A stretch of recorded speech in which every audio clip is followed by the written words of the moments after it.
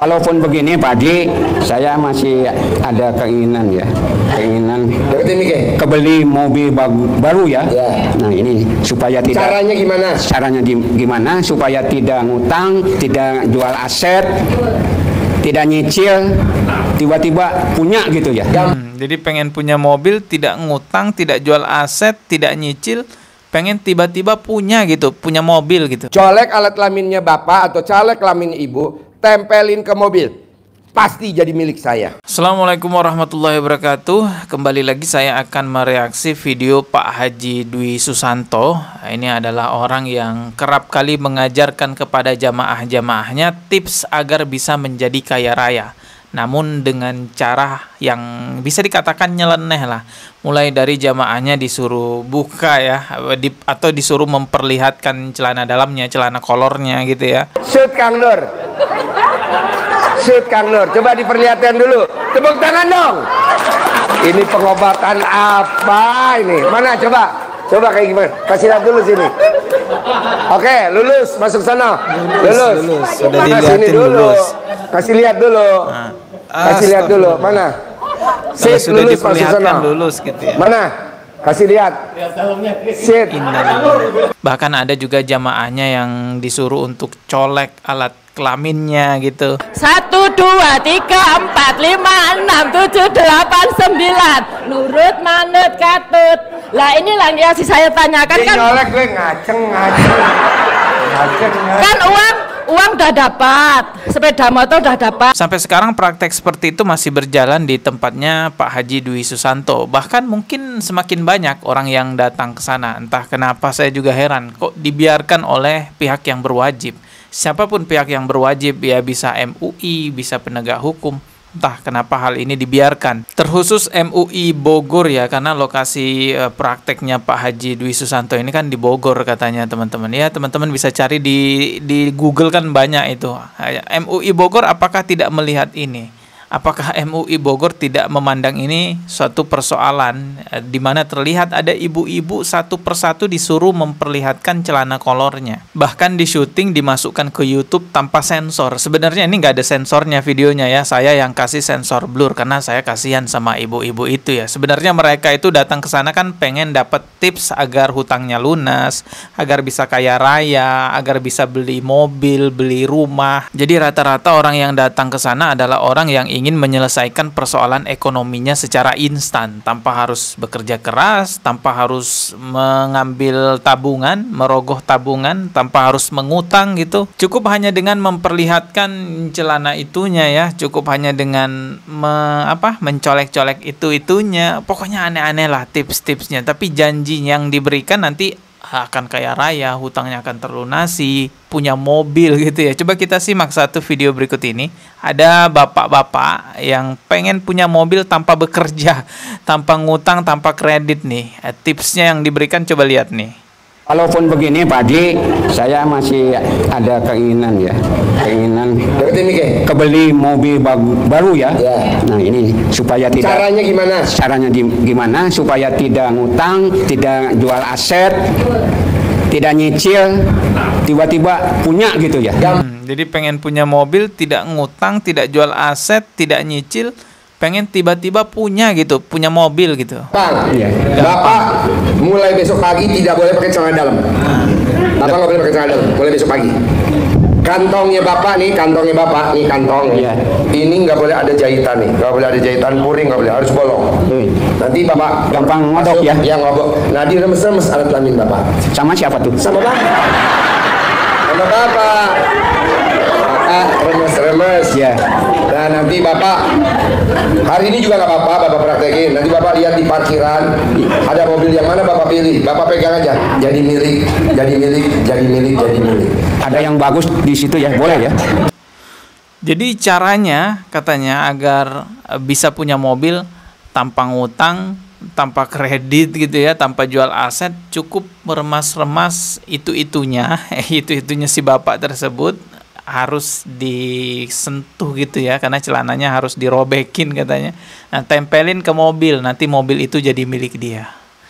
Astagfirullah, ajaran apa ini ya? Coba kita lihat lagi yang lainnya nih ya. Wah ini malah takut ini. Nggak ada. Jangan dipukul dong.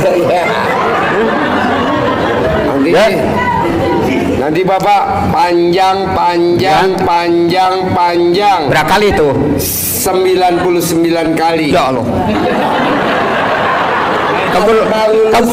Ini kebun.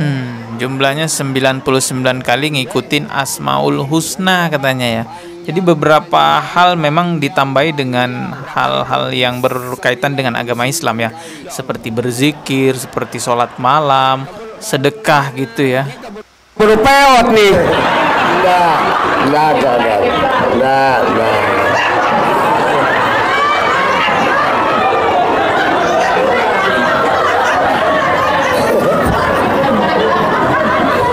Belum. Ya. Belum. Iya bentar. Manjang. Ya. 99. Keras. 99. Kali itu. Ya. Terakhir ngaceng 99 kali. Jangan lupa terakhir muncrat. Harus ada kata muncrat. Nanti penutupnya baru. Wah. Enggak. Astagfirullahaladzim. Jadi pengen punya mobil tadi katanya ya, nggak mau ngutang, nggak mau jual aset, pengennya itu mobil tersebut tiba-tiba ada aja. Lalu dikasih tips oleh Pak Dwi Susanto ya, tadi katanya cukup colek itunya terus tempelin ke mobil. Colek alat kelaminnya bapak atau colek kelamin ibu, tempelin ke mobil. Pasti jadi milik saya. Itu Pak, nggak sampai umur bapak berapa, misalkan 40, 50 atau 70, nggak sampai 70 hari, tempelin Mac ibu, tempelin di mobil. Waduh, saya jadi takut mau parkir mobil sembarangan, nanti mobil saya bawa terasi dong. Ya patut dicurigai kalau ada orang yang tiba-tiba nyolek-nyolek mobil kita kan ya, jangan-jangan itu jamaahnya Pak Haji Dwi Susanto gitu ya. Ini oke serius teman-teman.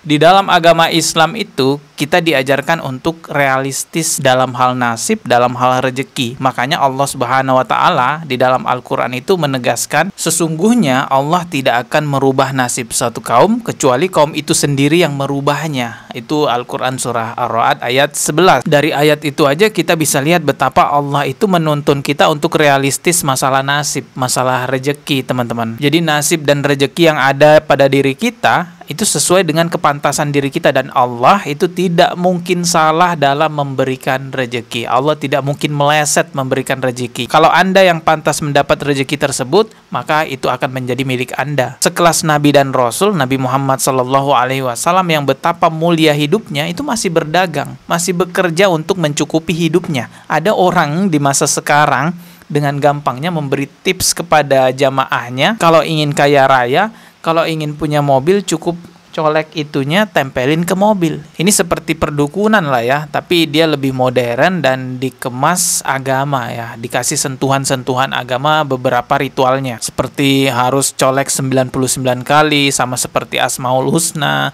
seperti sebelum merendam celana dalam harus sholat dulu. Nah, biasanya tips-tips begini itu dari perdukunan. Yang bikin lo miskin dan susah karena lo sholat nyari pahala. Ya. Nggak boleh, sholat nggak boleh nyari pahala, ngaji nggak boleh nyari pahala. Ngaji tuh kepanjangan dari ngasah biji. Ngaji, ngasah biji. Kan ngejar 12 juz per hari Pak Haji. Enggak lah, nggak bisa lo berharap. Apa yang bisa lo bikin tajub Allah? Mau ibadah ekstrim apa sedekah ekstrim? Ibadah ekstrim. Ya udah, baca Quran 12 juz. Udah 3 hari. Ya udah, nanti terkabul. Ya. Bisa? Yang kedua, bisa. Sip. Yang kedua Pak Haji, saya punya anugerah ada 14 pinjol termasuk pembiayaan dan bank. Ya tadi dengan lo baca Quran 12 juz kan nanti ada aja rezekinya. Ya supaya bebas cicil, lunas, tidak datang, tidak. Ya lo baca Qurannya dulu. Ya, udah. Tuh tadi sedekah ekstrim. Nih, di sedekah ekstrim nih 10 juta. Ya. Besok gua ajak privat nih di McDonald pagi-pagi jam 6. Iya. Nih sedekah lagi 10 juta orang Bali. Sedekah lagi 10 juta orang Bali. Besok gua ajak privat nih di McDonald. Jadi memang ada sentuhan-sentuhan agamanya ya, seperti sedekah dulu atau sholat dulu gitu ya, sholat khusus atau sholat gimana gitu. Ada baca Al-Quran dulu, ngaji berapa juz dulu. Nanti ritualnya baru bisa berjalan lancar, gesek-geseknya baru bisa berjalan lancar katanya. Ya ini ya kalau saya sih melihatnya mirip perdukunan lah. Dalam agama Islam kan sudah jelas tuh ya, orang yang mendatangi dukun atau tukang ramal itu sholatnya tidak diterima selama 40 hari. Ini hadis riwayat Muslim. Lebih parah lagi, seseorang yang mendatangi dukun lalu membenarkan perdukunan itu, baik itu ucapannya, ritualnya, maka orang tersebut yang mendatangi dukun itu terkena hukuman dosa kufur terhadap Al-Quran. Jadi tidak selalu dosa kufur itu karena murtad ya. Ada dosa-dosa besar lainnya yang jikalau dilakukan oleh seorang muslim, dia akan juga dijatuhi dosa kufur. Konsekuensinya dia akan mendapatkan dosa pembatal keislaman ya. Salah satunya ya kemusyrikan, kesyirikan, mengolok-olok agama, dan lain-lainnya. Semoga video ini bisa menjadi pengingat buat kita semua, dan semoga dinotis oleh Majelis Ulama Indonesia ya, terutama di Bogor tuh ya, didiamin. Kita ketemu lagi di video berikutnya. Subscribe dan juga loncengnya ditekan sebagai notifikasi. Wassalamualaikum warahmatullahi wabarakatuh.